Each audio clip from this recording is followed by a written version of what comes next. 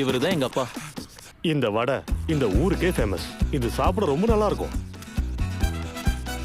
இது கோகனட் போண்டா, பாத்தீங்களா எப்படி உப்பி இருக்குன்னு? இதுவும் ரொம்ப நல்லா இருக்கும்.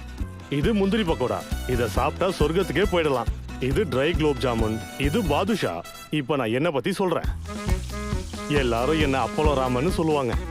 என் அப்பளம் எவ்வளவு ஃபேமஸ்னா, நான் போட்ட அப்பளத்தை சாப்பாடுக்கு தொட்டுக்க மாட்டாங்க, அப்பளத்துக்கு தான் சாப்பாடை தொட்டுப்பாங்க. அவரோட சமையலை பார்த்தா எல்லா வெரைட்டியுமே ரொம்ப நல்லாவே பண்ணுவார் போல இருக்கு.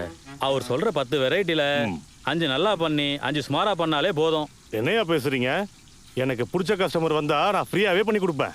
அப்படிப்பட்ட என்ன சமையல கெடுக்க சொல்லாதீங்க. சொல்ல சார், பாதி சமையல் நல்லா பண்ணா போதும். கல்யாணத்துக்கு வந்தவங்க பாதி ஆசீர்வாதம் பண்ணா போதும். வந்தவங்க எல்லாத்தையும் காலி பண்ணிட்டு போயிட்டா நாங்க என்ன சார் பண்றது? இந்த மாதிரி ஆளுங்களை நான் சமைக்கவே மாட்டேன். சார் சார் சார் சார் எங்க அப்பாவுக்கு எப்போ கோபம் வந்தாலும் அவர் என்ன பண்ணுவாருன்னு தெரியுமா? இப்படிதான் எங்க அக்கா கல்யாண சீடியை போட்டு பார்த்துட்டு இருப்பாரு. பா, காலையில எழுந்து இந்த குட் மார்னிங் மெசேஜ் பார்க்கலனா அவ்வளவுதான். ஏண்டி இந்த டிவிடி வேலை செய்யல வந்து பாரு.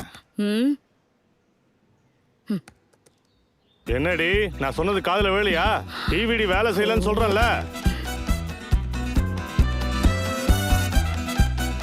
சில பேருக்கு எவ்வளவு வயசானாலும் அப்டேட்டே ஆக மாட்டாங்க. என்னடி யார பத்தி சொல்ற? ஸ்மார்ட் டிவி வாங்கணும்ன்ற ஸ்மார்ட்னஸ் கூட கிடையாது.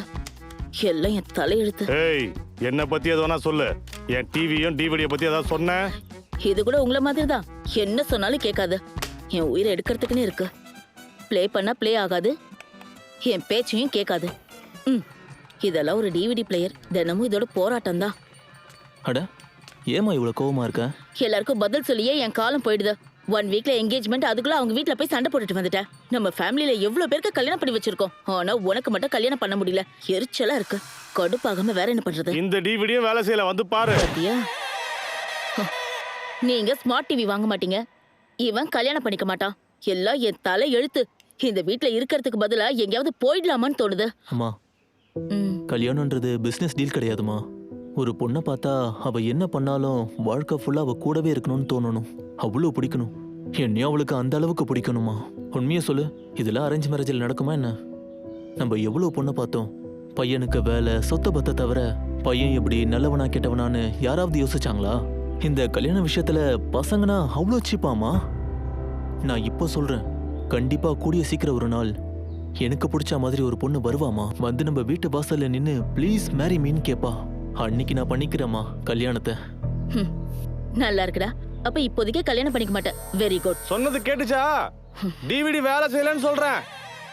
லைஃப் சிம்பிளா இருந்தா போர் அடிக்கும்.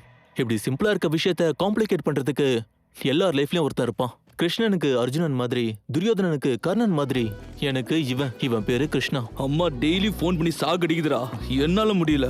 இங்க பாரு, உனக்கு இருக்கிற குவாலிஃபிகேஷன்ல ஒரு 1 வீக்ல உனக்கு ஒரு 30 lakhs வேலையை வாங்கி தரேன். 2 months கண்டினியூ பண்ணு. மேட்ரிமோனி செல்ல நிறைய இருக்கு.